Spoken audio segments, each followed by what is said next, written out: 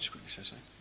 Just in regards to the poison, quickly. Yeah, I was going to respond to that. Sorry, just in regards to the poison, as I said, that isn't in the earliest manuscript, so the poison doesn't work, and also in regards to... But even if it was in the earliest manuscripts...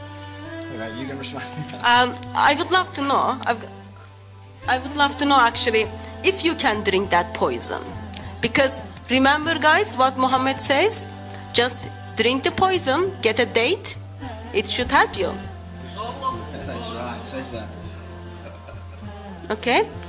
Date? Can someone go and get a date? And also can someone check if it is poison or not? Right, I think we should leave that there. I don't know what the public liability is like here, Hamza. I'm feeling a bit... Right. So of course someone needs to question if that is poison or some deception is going there or not. Sure we will check that. Right, thank you. We've just got a time as well. We'll get that checked to the labs shortly. Got a question down here, and then we're rapidly moving to close now. I can see a few more hands. We'll try to get through as many as we can. I'm going to limit the responses to 2 minutes now, because we want to finish just around 9 o'clock. Got a question here. Okay, the Shaykh was going to prove that he is the real lover of Prophet Jesus, peace be upon him.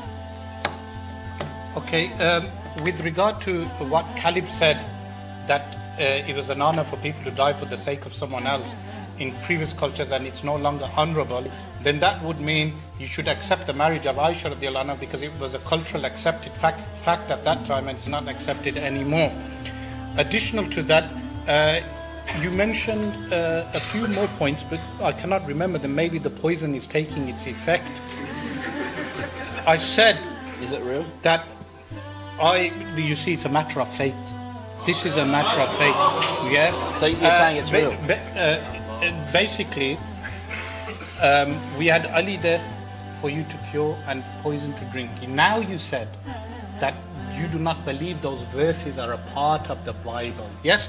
So you're telling us to believe in a Bible which has verses that you yourself do not believe in. Meaning, what kind of religion is this, that one group of people are saying these are verses from God and another group of Christians are saying that these are not verses from God? This is a contradiction. So the Quran says, do you believe in some of the book and reject some of the book? So this is a big problem for Muslims, because we accept all the Quran from beginning to end, but you have just acknowledged that this aspect is not from the Bible.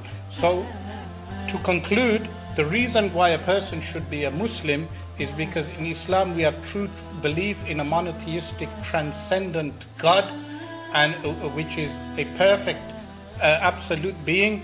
And if anyone believes in a human being, a man God, then